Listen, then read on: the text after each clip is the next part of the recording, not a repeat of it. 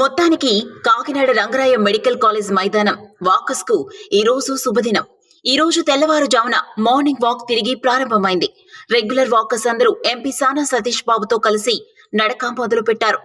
గత ఏడాది సెప్టెంబర్లో యువకుల గొడవ, జనసేన ఎమ్మెల్యే పంత నానాజీ జోక్యం, ఆ ఘర్షణలో medical college HOD doctor Umamaheswara Rao గాయపడటం వంటి సంఘటనలతో వివాదం చెలరేగింది.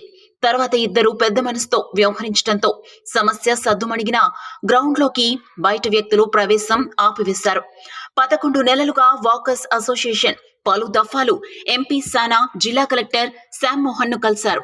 మైదానంలోకి అనుమతించాలని కోరారు. స్వతహాగా ఎంపీ క్రీడాకారుడు కావడంతో ఈ సమస్య ప్రాధాన్యతను గుర్తించారు. వెంటనే వైద్య ఆరోగ్య శాఖ మంత్రి సత్యకుమార్ యాదవ్ తో, జిల్లా కలెక్టర్ తో చర్చలు జరిపి చివరకు మైదానం తిరిగి తెరిపించారు. ఈ ఉదయం సీనియర్ సిటిజన్స్ నుండి యువత వరకు వందలాది మంది వాకర్స్ ఎంపీ సానాతో కలిసి నడుస్తూ కృతజ్ఞతలు తెలిపారు. సమర్థవంతమైన నాయకుడుంటే ఏ సమస్య అయినా పరిష్కారం అవుతుందనటానికి ఇదొక్కటే నిదర్శనమని వాకర్స్ ప్రశంసించారు సానా సతీష్ బాబును. కాకినాడలో ఇంతమంది నడవటానికి పబ్లిక్ ప్రదేశం మరొకటి లేకపోవడంతో ఆర్ఆర్ఎం మైదానం వాకర్స్ కు ప్రాణాధారమైంది.